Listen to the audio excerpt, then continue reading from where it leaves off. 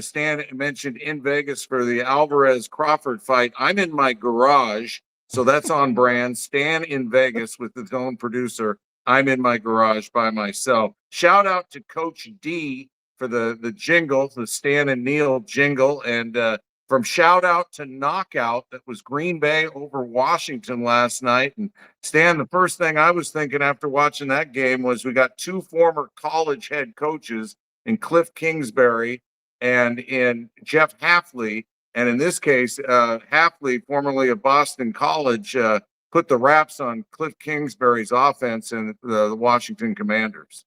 Yeah, I mean, everybody thought the Packers getting Micah Parsons would be a game changer, and we got to see it in full effect in that game last night. Now, I looked at the stats. Officially, he had, let me see, I wrote it down here, a half sack, 3 hurries, and 6 pressures. Okay? But it looked to me like he was in the backfield on every play. I mean, their defense was already pretty good. But now, the last couple of games, they played the Lions and the Commanders, 2 playoff teams from last year, okay? And their defense gave up fewer than 250 yards in each game, okay? Two of the most high-powered offenses in the NFL last season. The Lions averaged 33 points per game last year. They scored 13 against the Packers last week. Washington averaged 28 points per game last year, and they scored 18. It was 18 or 19. It doesn't matter. It wasn't 28. It wasn't close to 28. 18. All right. So I mean, I think we have a legitimate Super Bowl contender in Green Bay because Jordan Love is playing the position in total command. They got Josh Jacobs so they can run the ball. Green Bay has everything you need. They got everything you need. Now, they may have a concern at receiver if Jaden Reed goes down with that broken collarbone last night. That's what a lot of people are saying. In fact, what I'm reading is the Eagles need to watch out for the Packers. Although, listen, the Eagles are the reigning champs, not the defending champs, because you don't get to keep it. You are trying to win it again. Stanley taught me that one way back when. It's one of my sports pet peeves when people say defending champ because, like, okay, I'm here at a boxing match. Okay, you are the defending champion because you're trying to defend your championship. Okay. But if you are in a sport where they crown a new champion every year, you're not a defending champion because they don't take last year's championship away from you if you don't win it this year. So just one of my little pet peeves. Yeah, I was really impressed with Love. There was a play in the first half. He ran down the near the goal line, and most quarterbacks would either slide or hit the out of bounds, and he lowered his shoulder and leveled the cat from the Commanders. I mean, a guy who's going to be, when they're showing film, they're going to be like, man, you let the quarterback do that to you? And so I was really impressed with his poise. He sat behind Aaron Rodgers forever, and really the Packers drafting him is kind of what led to Aaron Rodgers saying he'd had enough in Green Bay, and Rodgers. I think he's got Seattle this weekend. Yeah. So the Vikings, they're taking on the Falcons on Sunday night on NBC, and Minnesota, as you mentioned, came out of the gate with the win with J.J. McCarthy taking over in that fourth quarter. We talked about this last show. He seemed to mature right before our eyes. We saw him figure it out as the game went on, and they're taking on a Falcons team that actually had kicker tryouts this week because Younghoe Koo, who is usually a reliable kicker, missed a kick that I believe would have sent the game in overtime, or maybe it was a game winner. No, may have sent the game in overtime, but he missed it. And so they had kicker tryouts this week. The Falcons played decently against Tampa Bay, and looked like the team they're expected to be. I mean, offensively, they got a lot of good players. I mean, they got led by Bijan Robinson, who I don't think a lot of people know how good he really is and how versatile he is, catching pass out of the backfield and running the ball. I mean, he's going to be in the conversation, I believe, if they use him the way it looks like they're going to use him. He'll be in the conversation for Offensive Player of the Year because he's so effective as a runner and a receiver. And then you got Drake London, you got Darnell Mooney, you got Kyle Pitts, Algier when they get down in close in the red zone. I mean, look, I don't like saying this as a Saints fan. I really don't. As a matter of fact, I'm getting a little nauseous talking about this right now. But if Michael Penix distributes the ball the way he needs to distribute it, I mean, the Falcons could have a pretty good team. I mean, they ran into Baker Mayfield and the Bucks last week. Bucks also, they got a lot of good players. You know what I mean? So, Falcons Vikings could be an interesting game based on what each team did last week, and with the Sunday night spotlight in Minnesota, because JJ McCarthy's going to feel the love, at home after that fourth quarter comeback. They're going to be raring to go Sunday night in Minnesota. Dan, before we hit the top of the hour and say goodbye to our friends out there in Twitchverse, can you share with us why the Falcons give you that sickly feeling?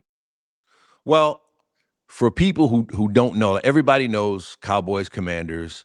Everybody knows, Bears, Packers. Saints, Falcons is as good a rivalry as there is in the NFL, because the two teams came in almost the same time. I believe the Falcons came in a year after the Saints, or maybe vice versa. But they came in around the same time, 66 and 67. Both teams were terrible for so many years that a successful season was beating the other team. They're both southern cities. And so a lot of people in New Orleans have a lot of friends in Atlanta, relatives in Atlanta. People in Atlanta have a lot of friends in New Orleans, a lot of friends in Atlanta. And Katrina made it even more so, because so many people moved to New Orleans after the hurricane, moved from New Orleans to Atlanta. So now I think the rivalry got even bigger then. But there's just always been, a thing, division rivals and everything. But there was a game in 1978 or 79. I believe it was 79. And the Falcons are playing the Saints at the Superdome. Saints had a play-by-play announcer named Wayne Mack. And Wayne Mack, when the Saints had a game salted away, he would say, they're going to be dancing on the tables at Pat O'Brien's. The Saints are going to win the game, right?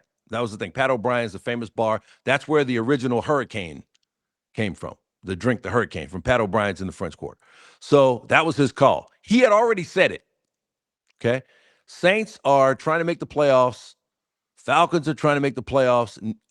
The Saints had never been to the playoffs at this point, and they're trying to make it for the first time. They got a pretty good team. So Steve Bartkowski, the Falcons quarterback, throws up a Hail Mary, hits a guy in the back of his helmet, and Alfred Jackson. It hit Alfred Jenkins. Alfred Jackson catches it for the Falcons, and they run it in for a touchdown. Now, I was 12 or 13. I can't remember 78 or 79, but I was 12 or 13. I was supposed to go to that game, but I was sick. And so I'd had some cold medicine, and I'm like dozing in and out, listening to the game on the radio. Okay. And I thought I was dreaming. I thought I was having a nightmare, because I thought the Saints had won the game. And I thought I was having a nightmare. And then I wake up and I'm like, they lost. And so that play is called Big Ben. And it means as much to Falcons fans as a part of their team's lore as it does to Saints fans. It's the day a lot of us who are old timers swore our eternal hatred to the Falcons, and it's it's a friendly rivalry. If you like, I got a lot of friends from Atlanta, and so it's a friendly rivalry among my friends from Atlanta.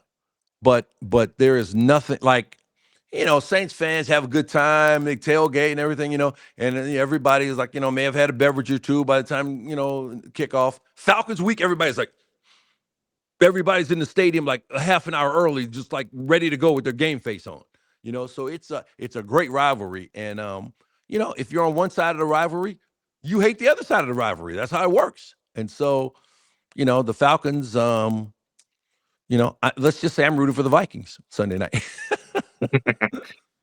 You mentioned beverage. It's 4:00 on the West Coast. It is beverage time. But before we get ready for that, let's remind you that if you subscribe to the Stan and Neil Show, you'll not only support us, but you will unlock some extra engagement perks. The levels: Hall of Famer, All Pro, Rookie. We're also on your social media channels, Instagram and YouTube. Just search at Stan and Neil Show. Stan, final thoughts. Also, don't forget to follow us. Don't forget to follow us here on Twitch. Don't forget to subscribe. Those of you watching on YouTube, if you subscribe, we really appreciate it. And those of you who are listening along on Apple Podcasts or Spotify, we appreciate you tuning in as well. Had some technical difficulties here on Twitch. We'll get those sorted out, though. But, yeah, I'm looking forward to the fight. I mean, this is going to be really, really compelling. And I love the fact that it's on Netflix. So if you have Netflix, it's free. There's no pay-per-view. You know, you can just watch it on your Netflix account. And I think it's going to be a great fight. And then we got NFL coming up on Sunday. Well, college football all day Saturday and NFL on Sunday and Monday. So, boy, it's a great time of year. It's a great weekend of sports. It is, and we thank you for sticking with us through the potholes we ran through today. And we'll be back on Tuesday to talk about what we saw on Saturday, Sunday, Monday. And until then, remember, bad to the bone.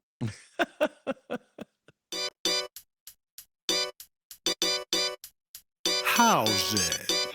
Do you know what time it is? Let's go! The Stan and Neil Show. The Stan and Neil Show. The Stan and Neil Show. The Stan and Neil Show. The Stan and Neil Show. The Stan and Neil Show. The Stan and Neil Show. The Stan and Neil Show. With Stan. Oh, Stan, he's the man. And who's Stan's biggest fan? Well, it's Neil. And Neil, oh, Neil, he keeps it real. And that's why Neil's the deal. Stan and Neil back together again, spreading the love with all their old friends. Let's go! Stan and Neil back together for years, keeping it cool, 'cause clothes are raw. The Stan and Neil Show. The Stan and Neil Show. The Stan and Neil Show. The Stan and Neil Show. The Stan and Neil Show. The Stan and Neil Show. The Stan and Neil Show. The Stan and Neil Show.